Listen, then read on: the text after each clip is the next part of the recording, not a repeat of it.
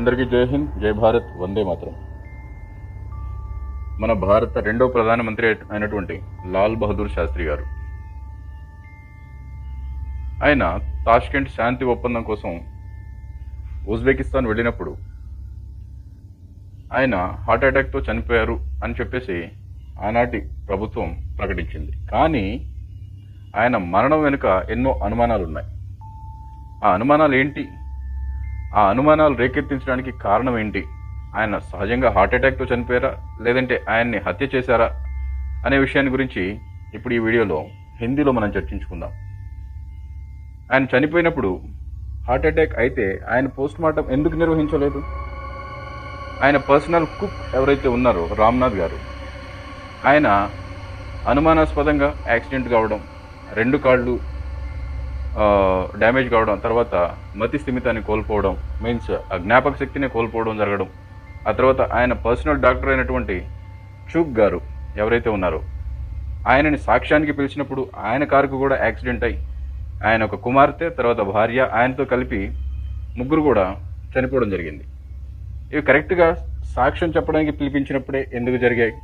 ఆ తర్వాత ఆయన శరీరం మీద అనేక రకాలైనటువంటి గాయాలు కూడా కనిపించినాయి. ఆ తర్వాత ఆయన శరీరం నీలం రంగులోకి మారిపోవడం జరిగింది. కాబట్టి దీన్ని బట్టి అర్థం చేసుకోవాల్సింది ఏంటంటే ఆయన సహజంగా హార్ట్ అటాక్ తోటి చనిపోలేదు, ఆయనని విషమిచ్చి చంపారనేది ఇక్కడ క్లియర్ అవుతుంది. ఇలాంటి నిజాలు ఎవరు కూడా మనకి చెప్పరు.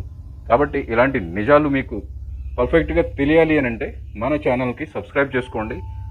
ప్రతి ఒక్క వీడియో చూసిన తర్వాత దానికి లైక్ చేయండి. మీ లైక్ ఏదైతే ఉందో అది నాకు బూస్ట్ని ఇస్తుంది. ఛానల్కి సబ్స్క్రైబ్ చేసుకుని పక్కనే ఉన్నటువంటి బెల్ ఐకాన్ యాక్టివేట్ చేసుకుంటే ఇలాంటి కాంట్రవర్షియల్ వీడియోస్ ఏవైతే ఉన్నాయో, ఏవైతే నిజాలని దాచిపెడుతున్నటువంటి వీడియోస్ ఏవైతే ఉన్నాయో అవి మీకు ముందుగానే నోటిఫికేషన్తో సహా వస్తాయి. కాబట్టి ఛానల్ సబ్స్క్రైబ్ చేసుకోండి. ఫస్ట్ ఆఫ్ ఆల్, ఆయన మరణం వెనుక ఎవరెవరి హస్తం ఉండే అవకాశం ఉంది అనే విషయాల గురించి నేను ఈ వీడియోలో మీకు తెలియజేస్తాను. దయచేసి వీడియోను పూర్తిగా చూడండి. చూసిన తర్వాత మీ అభిప్రాయాన్ని కామెంట్ రూపంలో తెలియజేయండి. भारत के दूसरे प्रधानमंत्री लाल बहादुर शास्त्री की मृत्यु भारतीय इतिहास के सबसे बड़े रहस्यों में से एक मानी जाती है। 11 जनवरी 1966 की रात ताशकंद, उज्बेकिस्तान में जो कुछ हुआ उसे लेकर आज भी कई सवाल यूं के यूं खड़े हैं। 1965 के भारत पाकिस्तान युद्ध के बाद सोवियत संघ की मध्यस्थता में ताशकंद में शांति वार्ता चल रही थी। 10 जनवरी 1966 को शास्त्री जी और पाकिस्तान के राष्ट्रपति अयूब खान ने ताशकंद समझौते पर हस्ताक्षर किए। समझौते के बाद देर रात शास्त्री जी अपने कमरे में लौटे। बताया जाता है कि उन्होंने रात में हल्का खाना खाया और अपनी बेटी से फोन पर बात करने की कोशिश की थी। अचानक उनकी तबीयत बिगड़ी और कुछ ही घंटों में उनकी मृत्यु हो गई। सरकार ने आधिकारिक तौर पर उनकी मृत्यु का कारण दिल का दौरा, हार्ट अटैक बताया, लेकिन परिवार और जनता ने इसे स्वीकार नहीं किया। संदेह के मुख्य कारण ये थे।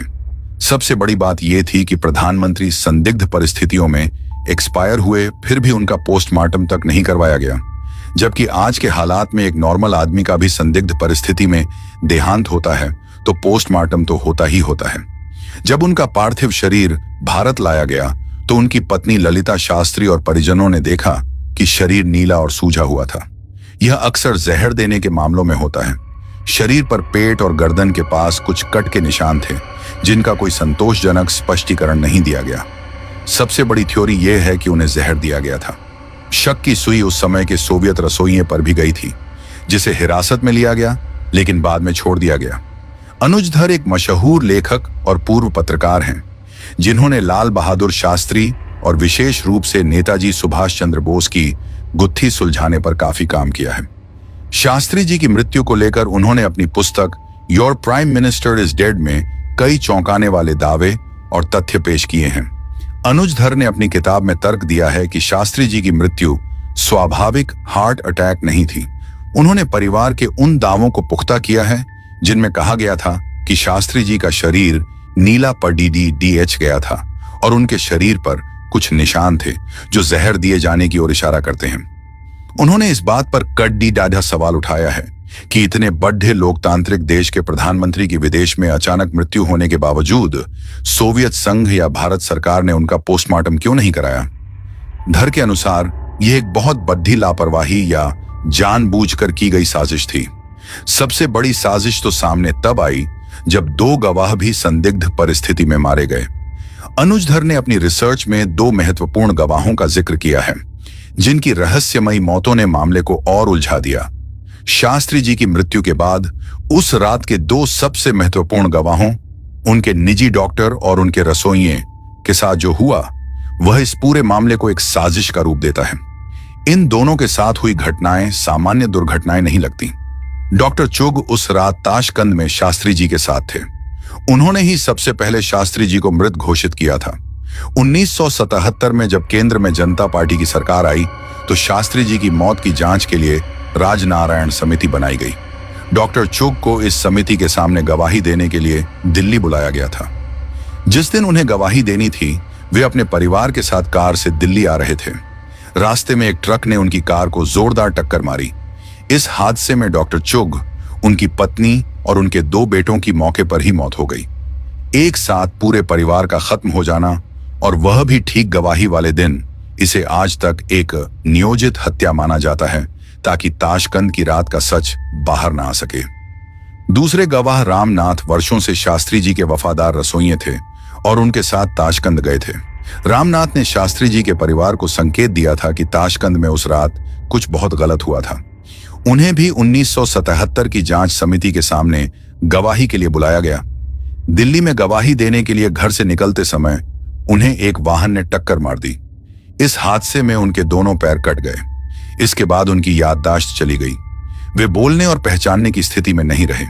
एक जीता जागता गवाह जो उस कमरे के अंदर की सच्चाई जानता था, हमेशा के लिए खामोश हो गया। यहां एक और व्यक्ति का नाम आता है, जान मोहम्मद।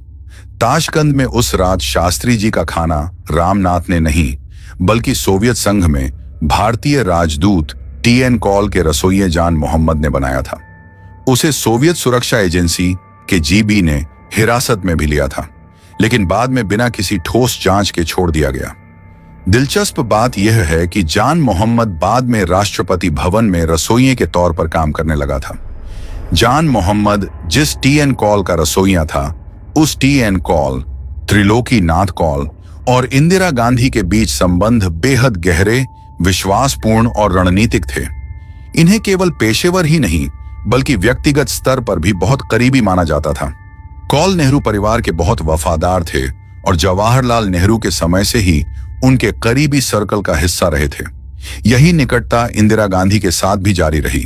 जब इंदिरा गांधी प्रधानमंत्री बनी तो टीएन कॉल उनके सबसे भरोसेमंद राजनयिकों, डिप्लोमेट्स में से एक बनकर उभरे।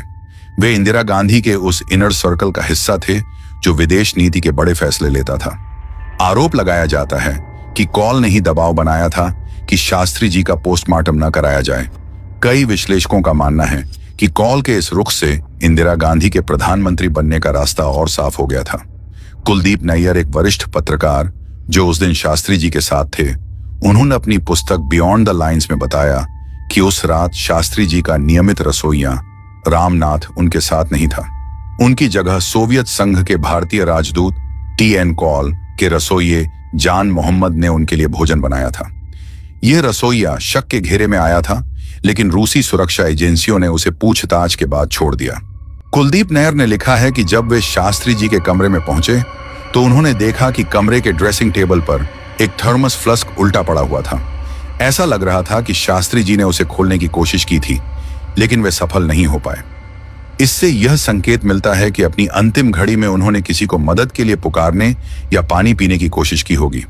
जब शास्त्री जी प्रधानमंत्री नहीं थे तब शास्त्री जी को भी लग गया था कि नेहरू कितना भी मना करें, लेकिन वे अपनी पुत्री को आगे बढ़ाना चाहते हैं। इसका जिक्र उन्होंने उस वक्त सूचना विभाग में काम कर रहे कुलदीप नैयर से किया भी था। जब शास्त्री जी नेहरू कैबिनेट में बिना पोर्टफोलियो के मंत्री थे, तब एक दिन उन्होंने कुलदीप नैयर को कहा था कि मैं राजनीति से संन्यास लेकर इलाहाबाद में रहूंगा। कुलदीप नैयर के मुताबिक उन्होंने ऐसे विचार दिल से निकालने की सलाह उन्हें देते हुए कहा था कि Nehru has you in mind, यानी बतौर उत्तराधिकारी नेहरू जी के दिमाग में आपका नाम है। लेकिन उसके बाद जो शास्त्री जी ने जवाब दिया, उसने कुलदीप नैयर की भी बोलती बंद कर दी थी। शास्त्री जी ने कहा था कि उनके दिमाग में तो उनकी पुत्री है। कुलदीप नैयर ने ही जिक्र किया है कि एक बार नैयर से शास्त्री कैबिनेट के मंत्री स्वर्ण सिंह ने पूछा था कि आपको क्या लगता है कि अगला प्रधानमंत्री कौन होगा, तो नैयर ने उन्हें कुछ महीने पहले तब पीएम शास्त्री जी से हुई एक और बातचीत बताई थी। शास्त्री जी ने कहा था कि अगर मैं अगले 2 साल में मर जाता हूं तो मेरी उत्तराधिकारी इंदिरा गांधी होंगी, लेकिन अगर मैं और जीता हूं तो वाई.बी. चौहान प्रधानमंत्री होंगे, जो उस वक्त रक्षा मंत्री थे। तो क्या शास्त्री जी राजनीति का शिकार हुए थे? क्या शास्त्री जी मौत और इंदिरा गांधी के प्रधानमंत्री बनने में कोई संबंध था? क्या लाल बहादुर शास्त्री जी की हत्या की गई थी? लेकिन ये सभी सत्य आपसे छुपा लिए जाते हैं। ఫ్రెండ్స్, చూశారు కదా వీడియో. దేశంలో ఎవరైనా ఫేమస్ వ్యక్తులు, ప్రధానమైన వ్యక్తులు, ప్రధాన పదవుల్లో ఉన్న వ్యక్తులు ఈ కాంగ్రెస్కి వ్యతిరేకంగా ఎవరైతే మాట్లాడతారో వాళ్ళ మరణాలు సాధారణంగా సంభవించవు. కానీ ఇలాంటి నిజాల్ని మనకు తెలియకుండా దాచిపెడతారనమాట. ఆ నిజాలని వెలికి తీయడానికే ఇక్కడ నేనున్నాను. So the Indian vibes of Chanakya YouTube ఛానల్కి సబ్స్క్రైబ్ చేసుకోండి.